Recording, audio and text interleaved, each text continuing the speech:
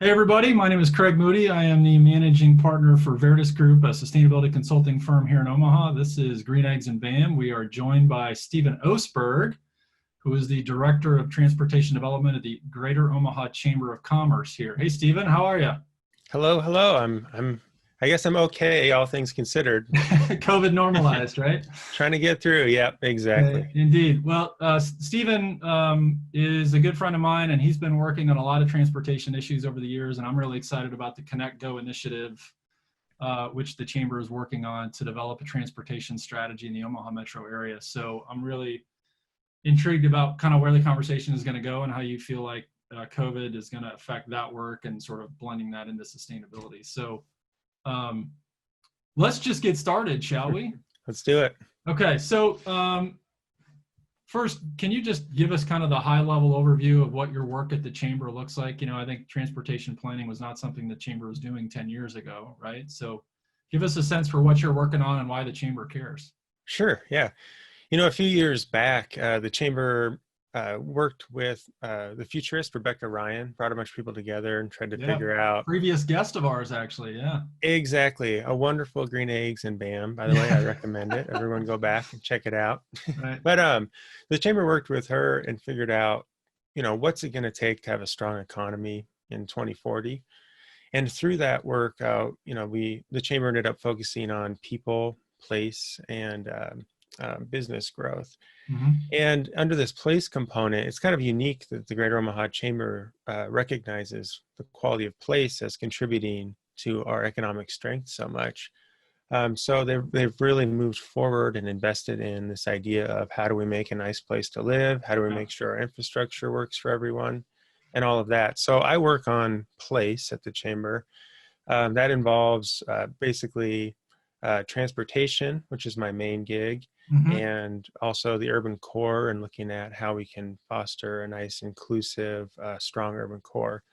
Under transportation, I answer questions for chamber members for about this much of my time, Sure. but the vast majority of what I do is all about how do we build a new regional transportation strategy, um, looking at all of the jurisdictions around the greater Omaha area, Mm-hmm. that really sets the stage for a strong economic future and Yeah. equitable growth for the region. So Yeah. that's what I'm doing. The initiative is called Connect Go, Right. and Where might it's a a lot of person fun. learn more information about Connect Go, Stephen? I'm glad you asked. Connectgo.org. Okay. And we're going to be out with quite a bit more public outreach here in the next few months, actually. We're Sure. about to drop some cool stuff on everyone. So Yeah. I'm excited Great. for that Well, to get out in well, the wild. well, for the several dozen people that listen to this, that maybe we'll get a little bit of a sneak peek into what you guys are doing. So that's Yeah, great. love it. So we're in a pandemic now. People's commuting patterns have changed. A lot of obviously working from home, like you and I are doing. I would imagine that the transit system is seeing a decrease in their volume, et cetera, et cetera, et cetera. Like there are so many different impacts. So any quick sort of thoughts on, maybe not quick, but what are your thoughts on how the pandemic is not only affecting what it looks like today, but again, sort of future casting a little bit, if as work changes and more remote working is likely to be something that's pretty common, what's this all going to mean for you and your work? Yeah, exactly. I mean, COVID-19 has hit kind of all aspects of my work, from trying to think through what development looks like in the urban core. How much office space do we need if more people are working from Mm-hmm. home? What does retail look like? That was already shifting, but I mean, now obviously retail is really hard, Right. living preferences and all of that. So, I mean, we try to watch what's going on with traffic volumes, like you said. I mean, Yeah. for a while there, they were about half of what they were pre-COVID. So Wow. looking at like April or so, traffic had dropped about half. And Yeah. I took a bunch of video around the region, and there were all these empty streets, and it was Yeah. kind of post-apocalyptic to kind It of was like eerie. think Yeah. For a through. It while was there, for eerie sure. Yeah. and interesting and quiet, Yeah. without all that auto traffic. Now it's almost returned back to normal, Really. the automobile traffic, at least according to the state Department of Transportation. But Mm-hmm. we can also look at what's traffic is definitely still down a little bit. Transit ridership way down. It cut in half, and it started Mm-hmm. to rebound a little bit, but it's still way down. But what's everyone doing? Everyone's out biking and walking. And so Yeah. we've got data on the trails. Trail usage is basically double Wow. per day what it was at this point last year. Yeah. Heartland Bike Share, the local bike share system, they're way up this Huh. year on rentals, partially because they added electric bikes to their fleet. But Right. so we're really seeing a shift there. And so as we think about, like, I think the moment, there's so much up in the air right now, and the moment really demands of us, more than anything, that we kind of take a step back and get off of autopilot and reassess our priorities, right? And like, what are we really trying to do? I think within the transportation realm, it's easy to have our blinders on and be like, oh, there's congestion. We better do Yeah. something about that. We better do Right. something. But it's more about, what do we need to be doing as a region or as a city? And that's, the issues that come up then are like, we've got incredible racial inequities. Right. Here we've got disparities in, some of the worst in the country when it comes to life expectancy or income levels. Yeah. We've got kind of shifting development patterns, that we need to be thinking about. We've got climate change, which is huge. We've got, workforce challenges, which has shifted. It used to be that we have just incredibly low unemployment, under Yeah. 3% all the time, basically. Mm-hmm. Now it's up significantly from that. It's still relatively low looking around Right. the country, but like, we need to make sure people have jobs and the education that they need to have those jobs. And Yeah. so from a transportation perspective, it's kind of like, transportation can't solve those challenges on its own, but we really need to be thinking across systems here. Yes.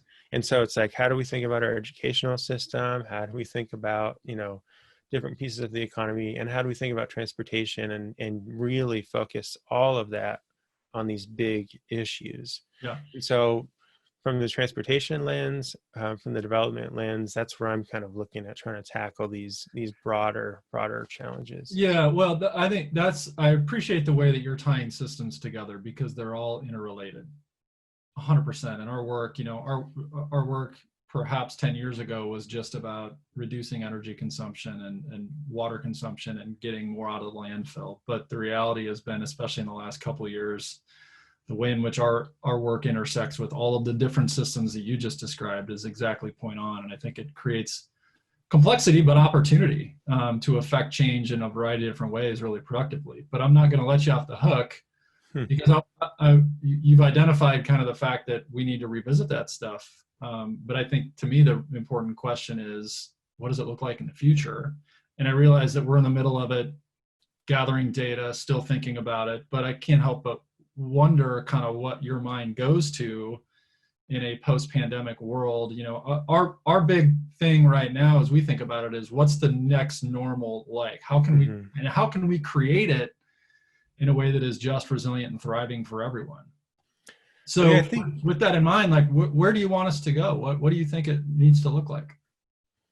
I'll start broad, and then I'll kind of get into some Okay. specifics. But I think in general, what we need to be thinking about is, how do we have a really resilient system, Mm-hmm. that basically provides options? And so I Sure. think, and it can be flexible, right? And Mm-hmm. so we need to think about how we can move quickly. So if something like this happens, and it's like, Mm-hmm. okay, people shouldn't be indoors together right Right. now. How do Right. we provide, different opportunities to be outside and things Yeah. like that? Can we repurpose some of our public space and things like Yes. that? Mm-hmm. If people are not driving as much, and want to, bike and walk more, can we repurpose extra lanes on the street, Mm-hmm. to support more biking and walking, in addition to some of that placemaking stuff or outdoor eating or whatever that is going to look like, right? And so I think just having that mindset of flexibility is Right. kind of front and center. But Yeah. getting into the specifics, I mean, in the near term, people still want to have cars. A lot of people are still going to be driving, and they want public, like private space and private Mm-hmm. airspace, really, in a lot of ways, in the Yeah. immediate terms. So we need to support making sure that basically people can still get around somewhat smoothly there. But we Mm-hmm. need to really, think about, okay, the biking and walking piece. well, what does it take to feel safe when you're biking out there? It's a nice connected network of low stress facilities, we say. And basically that means separation from where the cars are all driving, where the trucks are going, Sure. things like that. But we also know, like looking long term, a lot of these bigger issues that we're looking at, we're not going to solve in just a couple years. And we'll be past this hit that we're taking right now with COVID-19, at least the viral part, most likely. Yeah, let's And hope so. so that's where, yeah, exactly. And so, but that's where I think, public transit is still a strong, it's a necessity. We need it Yeah. in the region. And so I think we've got the Orbit line coming in on Dodge Street, Mhm. opening up this fall, which is going to be a great first step Yep. in an improved transit system. But let's extend that across the region. Let's make sure that we're hitting those pockets where the people live who need transit access the most.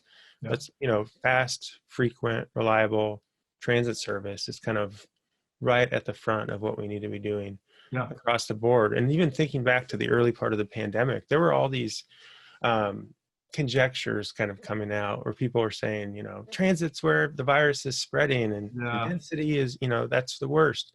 And since then, that's all been debunked with more Right. thorough analysis where, Sure. you don't think about it, but most transit vehicles, the air recirculates more quickly in there than it does in Right. a restaurant or an Yeah. office space or your home or anything Right. like that. That's not where these spreader events are happening in Sure. transit. They're happening elsewhere. And it's also not the dense environments that really see the spreading, Right. it's everywhere. So. Yeah, so let's not be afraid of them because we thought that they might be a concern before. Exactly. Okay, well that's I appreciate you kind of pushing a little bit further into details on that, because I think that really helps us frame it and maybe better understand what the future might hold. And I think, to me, that the benefit there is in thinking about how we create a vibrant Omaha. I think the reality is likely that as work changes and as people can essentially work from anywhere for any organization that they want, they may be seeking to leave the large metropolitan areas where they were working before for a place that's a little bit more manageable, more affordable, maybe more enjoyable in certain ways. And Omaha needs to step in and sort of compete in that sense, because we're going to be fighting for that talent. And that talent is really going to be what helps us grow as a city in the future to come. Oh, exactly. I mean, if you look back 10 years ago to the recession, the Great Recession, we saw a huge influx of people here because we still had a lot of jobs. We didn't have those issues. So we had this population growth during that time of young professionals. But then when the recession ended, we lost a lot of those people. We weren't able to kind of keep them here. So we really need to be thinking about what can we offer, from a quality of life standpoint, that's really going to help keep people here. I already know of at least 3 people personally who are moving here from the coast right now, but are going to keep their jobs on the coast. But they're thinking of it from a temporary standpoint. So how can we keep them? Let's trap them here. That's right. Sounds good. All right, Stephen. Well, we got to cut it there. This has been really enjoyable. I appreciate you taking the time. You're drinking the hearty coffee that we sent to you, right? This is Green Eggs and Bams. So we don't have eggs, but we're going to send you some coffee. So there you go. All right. Well, thank you for the coffee. This is great. Yep. Thanks, Stephen. I appreciate the time. Take care.